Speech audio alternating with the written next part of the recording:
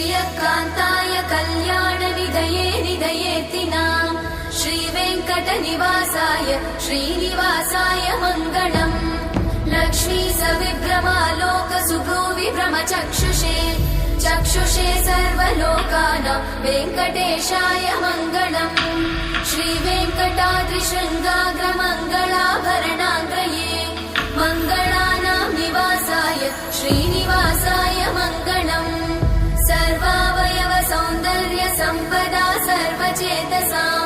सदा सम्मोहनायास्तु वेङ्कटेशाय मङ्गलम् नित्याय निरवध्याय सत्यानन्दचिदात्मने सर्वान्तरात्मने श्रीमद् वेङ्कटेशाय मङ्गलम् स्वतः सर्वविदे सर्वशक्तये सर्वशेषिने सुलभाय सुशीलाय वेङ्कटेशाय मङ्गलम्।